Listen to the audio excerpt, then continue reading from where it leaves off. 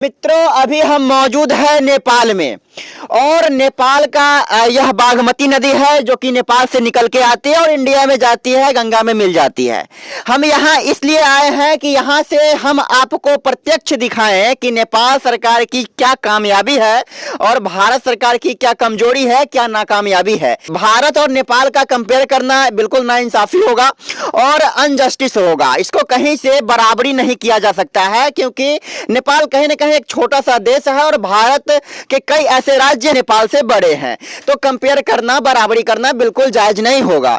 लेकिन हम आपको बागमती नदी के बीचों बीच से हम आपको दिखा रहे हैं कि किस तरह नेपाल सरकार, बेशक वो छोटा देश है, लेकिन क्या ऐसा किया है कि भारत सरकार को कहीं ना कहीं जो है मतलब मजबूर कर दिया है, कहीं ना कहीं परेशान कर दिया है। देखिए, आप देख पा रहे होंगे, सामने दिखाइएगा, एक एक करके आप गिन लीजिए कि वो जो व्हाइट कलर में जो बोरी बांधा हुआ है उसको ठोकर बोलते हैं। आप देखिए, छोटा छोटा ठोकर आप देख पा रहे होंगे, बोरी वाला जितना है वो छोटा छोटा ठोकर है। तो बड़ा आप देख रहे हैं वो बांध के तरह, वो दोनों जो बड़ा है वह बड़ा ठोकर। उस ठोकर से क्या होता है कि नदी की पानी, हालांकि आज जो है नदी की पानी बहुत ज्यादा रफ्तार में नहीं है और बहुत ज्यादा पानी नहीं आ रही है नेपाल से, तेज रफ्तार से पानी आती है, ठोकर से टकराती है और उसकी धार बदल जाती है। आप समझने की कोशिश कीजिए, नेपाल से पानी आती है तेज रफ्तार में, तेज रफ्तार में पानी आती है। जितने भी ज्यादातर नदियां हैं वो नेपाल से आती है। नेपाल में जो नदियां भी ज्यादा है और पानी भी ज्यादा है, बारिश भी ज्यादा होती है, पहाड़ी क्षेत्र ज्यादा है, तो नेपाल से पानी तेज रफ्तार में बिजली की करंट की तरह आती है और ये जो ठोकर बनाई गई है नेपाल सरकार के द्वारा, इस ठोकर से टकराती है और अपनी दिशा बदल लेती है नदी। और इससे होता क्या है कि यह जो नया दिशा बनता है, उस नया दिशा से भारत के बिहार राज्य के, खास करके उत्तरी बिहार का जितने भी गांव है वो सब नदी में समा जाता है। यह जो तस्वीर आप देख पा रहे होंगे, यह भारत का तस्वीर है। सैकड़ों घर इसमें समा गए हैं और दर्जनों गांव जो है विलीन हो गई है। आप देख पा रहे हैं तस्वीर पे कैसे घर के घर टूट रहे हैं और कितनी की जिंदगियां उजड़ रही है, कितने की सारी जिंदगी की कमाई जो है वो नदी में समा गई है।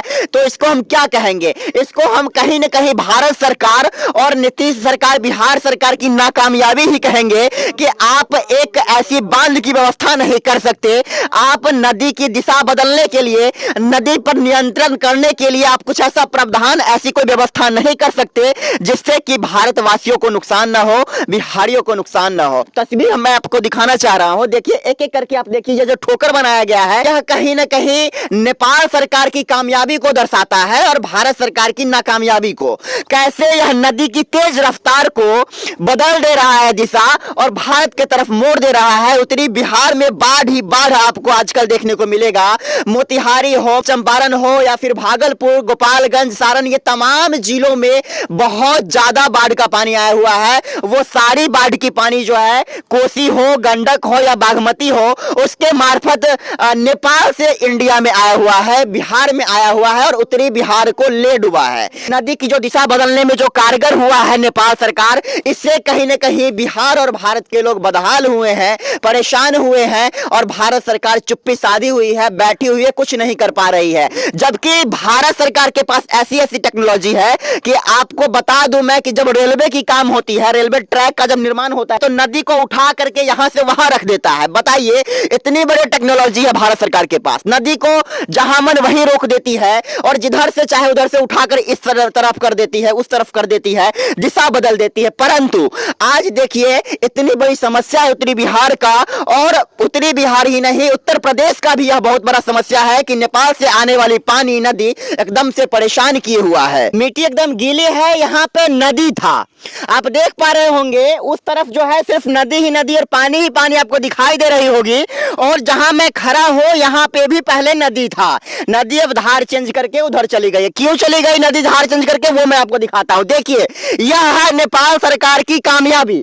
आप देख पा रहे हैं वो जो आप ऊंचा वाला टीला देख रहे हैं, बांध जैसा, और पूरा वह जो बड़े बड़े पत्थर से बनाया गया है वह है ठोकर। उसको यहाँ के लोग, स्थानीय लोग ठोकर बोलते हैं। और आप बीच में आप देखिए, यह जो बनाया गया है लग रहा है एकदम राम सेतु जैसे, एकदम पत्थर का, प्योर पत्थर और प्योर जाली से उसको बुना गया है। यह है एक ठोकर बड़ा वाला। देखिए आप इधर दिखाइए, यह जो देख रहे हैं सिर्फ पत्थर ही पत्थर से बनाया गया ठोकर है। अब मुझे बताइए कि जब नेपाल सरकार ठोकर बनाकर नदी की धार को चेंज करके उत्तरी बिहार को डुबा सकती है, तो क्या भारत सरकार के पास इतनी टेक्नोलॉजी नहीं है कि उस धार पर नियंत्रित पा सके, या फिर उस पानी से, उस धार से पनबिजली जैसे कुछ अच्छा कर सके और भारत के लोगों को बचाया जा सके? नीतीश बाबू, नेपाल आपको ठुल्लू क्यों नहीं दिखाएगा? इसलिए दिखाएगा क्योंकि इसके पास रेवेन्यू आ रहा है सर। शराब हो, दारू हो, या इसके पास छोटे छोटे इंडस्ट्री हो, उद्योग हो, हर जगह से इसके पास रेवेन्यू आ रहा है। आपके पास क्या आ रहा है? सिर्फ रजिस्ट्री ऑफिस से जो रेवेन्यू आएगा उससे आप क्या कर लीजिएगा? बिहार बहुत आगे नहीं जाएगा। ना आपके पास उद्योग धंधा है, ना इंडस्ट्री है, ना जो फैक्ट्री था उसको भी आप डुबा ही दिए हैं, सबको बंद कर ही दिए हैं। शराब जो था जिससे रेवेन्यू आती थी उसको भी आप बंद कर दिए। कहां से कर पाइएगा सर? आपको जानकर हैरानी होगी कि 50% से ज्यादा जितने भी आपदाएं आती है भारत में, एशियाई बैंक के मुताबिक मैं आपको डेटा बता रहा हूं कि जितने भी नुकसान होते हैं, जितने भी आपदाएं आती है बाढ़ के वजह से 50% नुकसान होता है। आपको एक और चीज मैं जानकारी के लिए बता दूं कि कहीं ना कहीं नेपाल सरकार को, नेपाल देश को अप्रत्यक्ष रूप से बिहार सरकार आर्थिक रूप से मजबूत कर रही है शराबबंदी जैसी निर्णय लेकर के। और उसी का फायदा देख लीजिए नेपाल को क्या हो रहा है कि बड़े बड़े ठोकर बना करके, पत्थर से बुना हुआ ठोकर है वो तमाम ठोकरें बनाई गई है दिशा बदलने के लिए, पानी की दिशा को मोड़ करके उत्तरी बिहार में भेजने के लिए। और यह कहीं ना कहीं बहुत बड़ा साजिश है। बागमती नदी के बीचों बीच धार से मैं आपको दिखाने का प्रयास कर रहा था। मेरा नाम है अंकित मिश्रा और आप सड़क से संसद तक न्यूज देख रहे थे। बहुत बहुत शुक्रिया आप लोगों का।